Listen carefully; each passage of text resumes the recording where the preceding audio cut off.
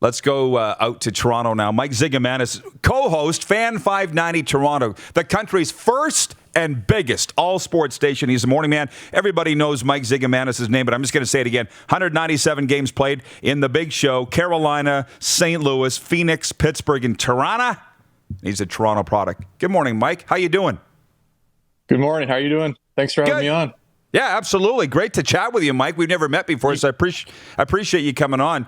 Have you been able to get to the outdoor ice through all of this? Are you guys allowed to do that in Toronto? Skate outside? Yeah. No skating outside. I did a couple events for the Leafs alumni a couple years ago, and unless I'm going out to a charity skate or doing something for MLSE, I'm not going outside and skating. So, yeah, I think the rinks are open, but I heard there was a Zamboni issue. No one was cleaning one of the rinks, so that would not surprise me. Like in Calgary, they took the nets off the ice. In Saskatoon, you can skate, but you can't play hockey. And I just wondered if Toronto, if it was even legal to do that. Our officials here in the southern part of the province have been very lenient, obviously, and that's where I spent the weekend. It was a blast. Well, Mike, how do you feel about just the story that NHL training camps opened up on Sunday? It kind of feels like it snuck up on us out here. How about you?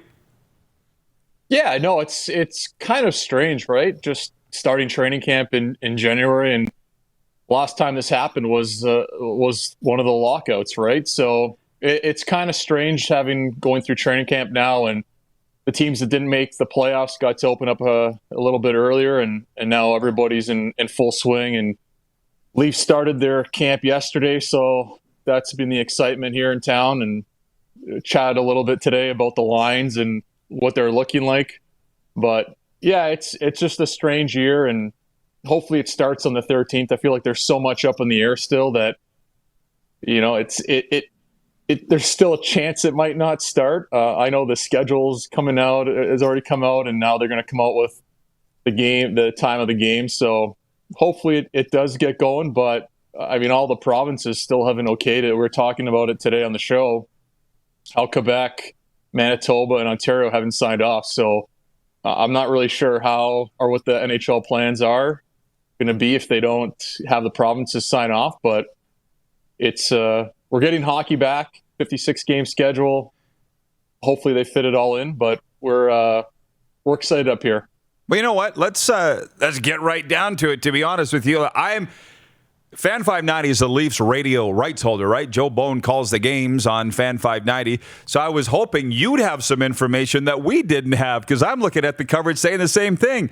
How are they in training camp when they haven't even been cleared to play? Like, something must be going on that we don't know about. There has to be. Yeah, we had Stephen Brunt on our show today. He co-hosts Writer's Block with Jeff Blair and Richard Deitch, and he thinks that this is already settled, behind the scenes, where I think, these three provinces that are left, BC's obviously, and Alberta has signed off on it, that, they have given the okay to the NHL. They're just, I think optically right now, it would look bad. And, he kind of mentioned that it's kind of like, newscasts where they kind of give out the information or talk about something on a Friday afternoon. So a news dump, they call it. So maybe it's one of those situations where the NHL already knows the provinces are going to sign off, and the federal government in Canada is going to be okay with playing games and allowing teams to travel between the provinces. So yeah, I'd be surprised at this point if one of the last three provinces did come forward and say, no, we're not going to be happy with that. We're not going to okay either Toronto, Ottawa, Montreal, or Winnipeg to play. So it's the season's going to start. I have no doubt in that. Just, by the 13th, it's still kind of up in the air. And I mean, what would happen if Ontario didn't allow Ottawa or Toronto to play? Maybe start on the road. It would create so many wrinkles, not just with those two teams. It would cause issues throughout the whole Canadian division. But yeah, hopefully, yeah, I hope it starts. I'm absolutely with you on that. But I think we all can respect the government's position that this is a highly, highly, highly sensitive topic, right? So they're still trying to figure out how they're going to handle this when they do say, yeah, you can go play hockey. But you know what? They got enough of their own problems now with MPs and cabinet ministers and MLAs traveling over the holidays and saying they didn't, which we stay away from that talk, and as do you, Ziggy, on yours, so I don't want to go down that road. Lorne Goldenberg is watching in Pittsburgh. You would know that name, Lorne Goldenberg. He says, Ziggy was one of our hardest workers training with me and Gary Roberts back in the day. Lorne's a daily viewer of ours, Ziggy. What can you tell us about him? Oh, awesome. Trade me for the summer at Station 7 with Gary Roberts. Yeah.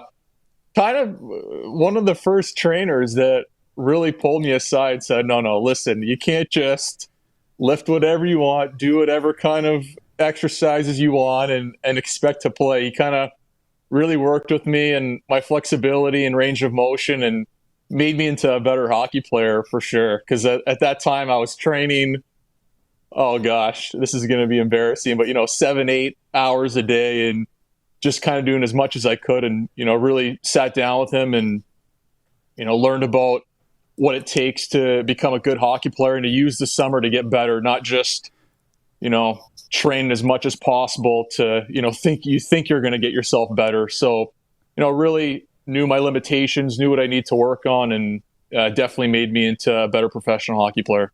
Well, sweet. That's cool to hear. Lauren, thanks for chiming in. Like I said, he watches every day. My niece has just committed to Robert Morris University in Pittsburgh, hockey player, and I can't wait to go down there. And Lauren, we're going to meet up down there and have a coffee and watch some hockey together. So from producer Clark, it's a great hockey town. Yo, I can't wait. I can't wait to go. There. I loved it. Yeah. Producer Clark says, okay, I'm getting serious here. He's a Leaf fan. Joe Thornton on the top line early in camp in Toronto. How is everyone in Toronto handling that news? Yeah, I got actually a text message when the story broke and everyone was talking about the lines, how they opened up at camp, and I messaged my friend back, "Are you sure?" He said, "Yeah, no, it's and they're going to start the season that way." I said, "Well, hang on a second. Starting training camp and starting the season are two totally different things, and usually you have a couple games of exhibition. Teams play 6 to 8 exhibition games. Obviously, this year, no exhibition games. So, you kind of have to know what you got in training camp, whether you're playing more inter-squad games or, you just see some chemistry between guys. So, a little surprised. I made the point this morning that I just don't know. So, the line's going to be Thornton, Matthews, and Marner. And I prefer a guy on every, one player on each line that's going to go and actually get the puck. So, I don't know who's going to get it on that line. I know Jumbo Joe, he hangs onto the puck really well down low, and big body, and Matthews, big body, puck possession guy, and Marner's, one of the best in the league at creating offense and creating space and zone exits and zone entries. So 3 skilled guys, they can make plays, they can score, but there's times in games where you need a guy like a Hyman or a Simmons that can go in and, just play physical, right? And create space in the corners, fetch pucks. So I don't know how that line's going to work out. I'd like to see it a couple times before the regular season starts, but I think it can work out, and, they can definitely produce, and with those 3 guys and the way they think the game, I have no doubt they can be successful, but I just like to have one player on each line that brings a little bit of grit and can go in the corner and be physical and take the body and create that separation and just be tough to play against, right? So I know the Leafs have a puck possession game and kind of got away from it a little bit last year when things weren't working out because, we're hard on the team here in Toronto, and the puck possession game's great when it works, and when you're not winning, it doesn't look great. So they've kind of changed a little bit of their look and the fabric of the team. But yeah, that top line was the talk of the town, and yeah, hopefully it works. I don't see it. There's 10 games in the first 17 days of the season. Joe's not, 22 anymore, so I'm not sure how many of the games he's gonna be in, but him and Spez are kind of getting up there in age, but that's going to be, I think, a bigger issue than who's playing together with each other. Well, we're into it now. If the Leafs line combos in day one of training camp are being dissected to this degree. Mike, I appreciate the time, my man. Enjoy it. Congrats on the gig, and we'll be following closely. Hopefully we can do this again as the season rolls along. Yeah, thanks a lot. Thanks for having me. You bet. You're watching Rod Pedersen On Demand. For more of The Rod Pedersen Show, visit rodpedersen.com or follow Rod Pedersen on social media.